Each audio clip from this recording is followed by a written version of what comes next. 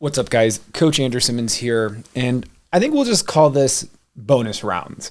Whenever we enter the end of the season, I often find that we get to call this bonus rounds.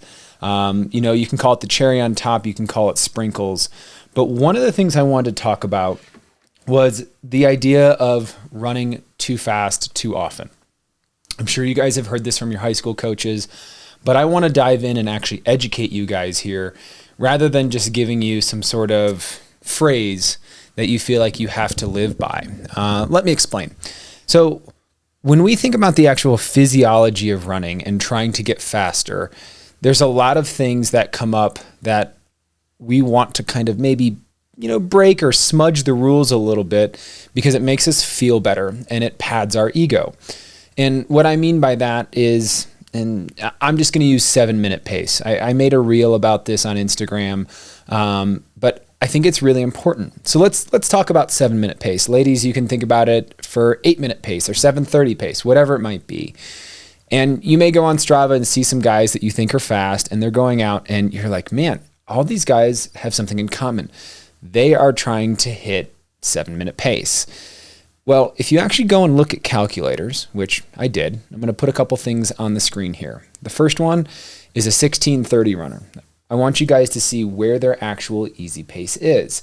For an easy day, for a 16:30 male runner, easy day pace, 7:55 to 7:37.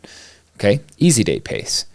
At what point do you think you have to run for 7-minute pace to become easy? 16 flat, 15:30? No, 15:10. And that's not even 7 flat pace. That's like 7:10 to 7:02 pace, because it isn't a linear drop in easy pace when it comes to dropping pace off of your 5K. At some point, running really fast isn't always going to net results and truly giving you recovery. So let's think about that. If we take a 45-minute run for a 16:30 guy, they're going to cover roughly at that 7:37 pace, probably about 5.9. If we want to split hairs here, 5.92 miles. That 7-minute runner is going to cover 6.42 miles. So we have an 8% difference for an athlete that's at 16:30 versus 15:10. They're going to cover 8% more mileage, which is why we don't always use mileage or going out and saying, I'm going to go for an easy 6, when something like 45 minutes and using minutes is a little bit better of a tool, because you also get to see your progress if you're truly running easy. And again, we have to be able to kind of differentiate here between running based on your current zones. And of course, as an athlete, we always want to improve. And so understanding what easy is and running by feel is kind of like that master's or PhD level of becoming an athlete and understanding what your true easy and recovery pace is, and not just trying to hit a time that you see on your watch that makes you feel good so that when you post it on Strava, you feel even better. So let's dive into this.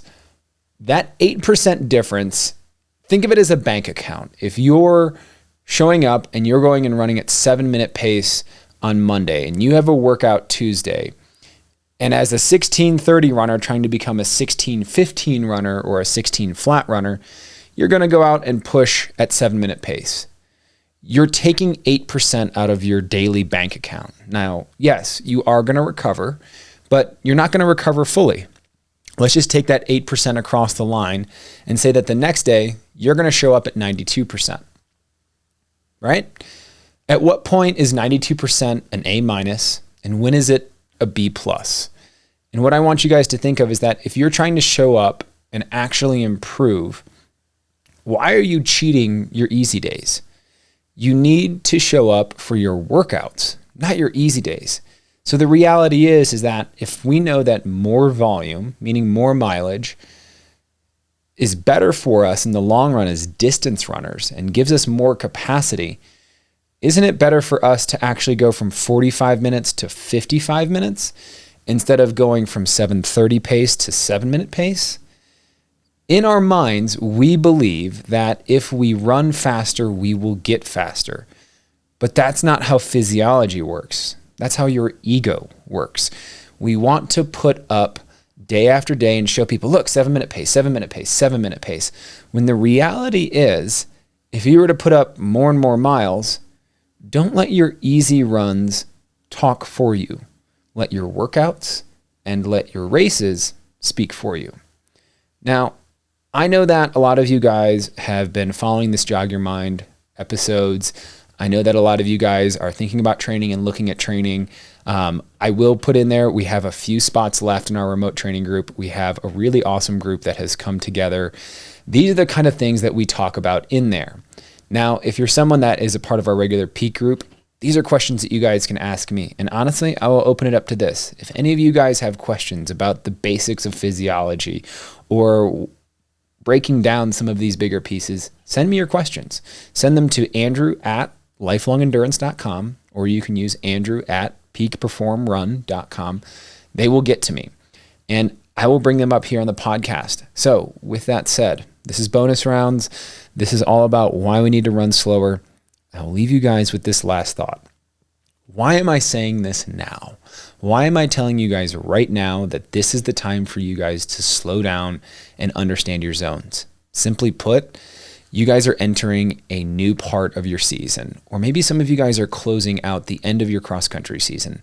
The reality is that you need more recovery, and we don't need to be pushing our absolute limits, right now. If you're recovering and getting ready for Nike Cross or Running Lane, the basics are this.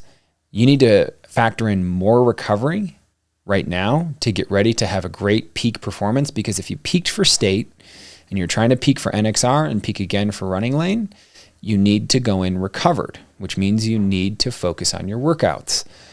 Also, if you are someone that is focusing on getting ready for track, why are you pushing so hard in your runs right now? You should try to be stacking little wins every single day instead of trying to push yourself to the absolute limit to get faster in May of next year. That's all I got for you guys. Bonus rounds. See you guys later.